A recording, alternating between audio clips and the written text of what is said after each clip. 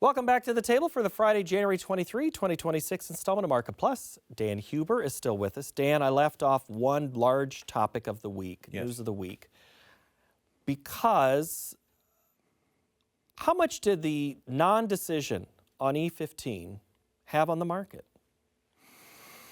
And but I mean non-decision. The press releases that I was sent said Congress kicked the can down the road again. We need this now. It's now or never. I recognize this might have been a Freudian slip on your part. You just really didn't want to address the. It wasn't intentional. Okay. But I don't necessarily say it had a major impact on the market. I mean, the markets rallied to finish off the week, so I think it was largely overlooked. But it is just one of those things that says, the government did little to help improve the situation on a longer-term basis. I mean, yes, going to the E15 year-round nationwide certainly would help be a boost to ethanol production, and ethanol's been a good profitable market, one of the bright spots in the ag sector here at this point in time. But that said, I don't think it necessarily has a lot of political backing in Washington at this point in time. So, and if it doesn't happen now, I wouldn't say is that it never. Well, I wouldn't say never. I mean, granted, as is typical in Washington, we've started a committee to research and look into it a little bit further, which is basically saying, we're not going to pay attention to it at this point in time. But I would say it's going to have to get to probably closer to election time. And I think that is one thing we do have to keep in mind this year, period, is that, yes, it is an election year. Nobody's going to try to shoot through ammunition in January, but as we get out in the summer months, closer to the fall, I think you're going to see a lot of rhetoric coming out of Washington about how we're going to support the farmers and what we're going to do for them and this type of thing. So there's probably going to be help on the way, but boy, it's certainly not going to be much help when it comes to the spring planting season. So. Let me look at my notes. I want to see which banks cash rhetoric checks. Yeah, I see. Exactly. So I mean that's going to be what's going to be said. Oh, certainly. There's going to be a lot of doubt, mistrust, misfear, whatever you want to say about what's going on. You didn't help us when we needed you most. Why should we help you now? Well, and I wouldn't say that those who are pulling the political strings recognize that necessarily at this point in time, because they really, to a large extent, I think a lot of them don't understand agriculture, don't understand the cycles of production. They just think you throw money out there when you need to buy a favor, and I don't think it's going to work this time around. And we still don't have a farm bill, nor a prospect of one coming anytime soon. No, nor will there be. I mean, before this election, they'll just continue to kick it off and with extensions or if one returns. I mean, there's a group that says we don't even need it. Well, true. Not a group that's very popular. No. I guess I'm not going to put a whole lot of credence there, but I mean, because of that kind of obstinance, because of that kind of pushback, then yes, it's just going to continue to push it on down because they don't see what the value is. And I think to a large extent, there's a lot of people in power that feel that the ag sector is ours no matter what. And, we can kind of kick them around and they'll come around our side anyway. So it's not many friends out there right now. Oh, let's keep having fun with some political questions, Dan. I've got a couple of good ones here that are going to get us both in trouble. All right. Let's start with Bradley in Nebraska. He wants to talk about Ukraine because there's nothing controversial about that topic. Will an end to the Ukraine conflict be negative for corn long term? How about wheat? Long term, most likely so. Now, granted, as we know, you don't turn production around on a dime. You aren't going to necessarily have people rush in there with money to start boosting things up. Again, depending on what kind of resolution comes about, or hopefully some kind of a resolution comes about there. But certainly longer term, short term, I can't see where it's going to be able to do much. And then you've got the whole element of we don't know what the weather's going to be there this year either. So it would be certainly a relief for the rest of the globe. But like I say, over the long term, it's just more bushels ultimately that will come back into production. The export news that came before Friday's session, it sounds like something you would say, and I was surprised you didn't today. Okay. To cite the Mark Twain line, the news of the market's death was greatly exaggerated because both corn, beans, and wheat all rallied Friday. Sure. A trend? A blip?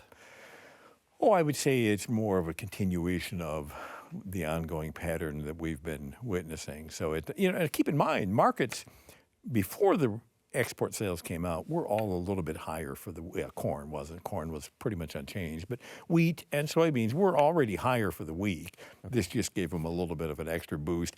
It did not. I think March corn finished around 430, if I'm not mistaken. And really, since the report, we've stayed between 425 and 430 every day. So I mean, it was sure a little bit uplifting, but did it amount to much? Not really. Let's talk about amounting to much. Lenny in South Dakota, this is the sentiment, again, a carryover a little bit from last week. Why didn't I sell more corn before January 12th? Well, I'm not trying to pick on Lenny, but why did you wait until January 12th? I guess we should have been selling corn, of course, back on should have is always a key word within the markets. But I think when you're coming into January, and granted, I guess nobody has the hold on what's going to come out there. Nobody really anticipated that number that came out from the USDA. Is it insurmountable? No. I think again, but we're going to have to start putting some pieces in place. We're going to have to see demand at least remain constant. And like I say, I think we're going to have to start psychologically thinking about producing less corn this year, which could help us lift that corn back up at least to where we were January 11th. I'm not saying we're going to go beyond there, but we could probably get back to those levels without a lot of difficulty. There's a lot of people that talked about dates last year where, well, I sold it for 5. How come I didn't sell more? But at the time, you didn't think it was going to go. I mean, that's always the game. It's not just the one thing. I'm going to get to that less part of your answer that you just gave in a minute, but let's do Ethan in Kansas, if we could, please. What is the most realistic expectation one should have for the cattle markets for the first half of the year and then the second half of the year? Heavy bred cows are selling extremely high for a calf that will not be weaned for another 6 months right now. I don't envy anybody who's on any side of the cattle market at this point in time. I mean, if you're in a feedlot and paying these kind of prices for feeders, it's certainly a very much a gambling game here at this point in time. I mean, if you're putting them in and you can't see your way to futuring them to protect that, I think you need to think twice about why you're doing that. Same thing on that cow-calf. Yes, if there's an opportunity, and granted, not that that's a tremendously liquid market, if there's an opportunity to lock in some profitability, I would do it. I mean, I think there's just too much on the table, too much downside risk at this point in time. And yes, we know we're not going to rebuild herds overnight, but on the same token, this has been a 2-year bull market, and it's pretty difficult to sustain that. So see Lenny's question from just a couple of minutes ago. Okay. Why didn't I sell more before? Right? Well, right. Well, I mean, although there, particularly if you're at the feedlot side of it, it's I know you have to look at the profitability, but at the same token, you need to look at that when you put those in the lot to begin with. So yeah, it's hard to take the emotion out of this. Absolutely, it is. If you're committed to that business. Let's look to metals, shall we? Mm-hmm. Randy in Iowa wants to know: can the metals side lift us up? Well, when you consider that the metals market has been accelerating for the past 2 years, while the grains have been sinking for the past 2 years, odds are probably no. So, I mean, the metals are really moving because of uncertainty about the global economy, uncertainty about economic policies, uncertainty about tariffs. If anything, you probably got the metals in somewhat of a bubble. So chances are, if we're going to see some excitement, it's going to be with the metals, that bubble bursting and coming back to reality. One thing that was really high this week was natural gas, up 33% on the week.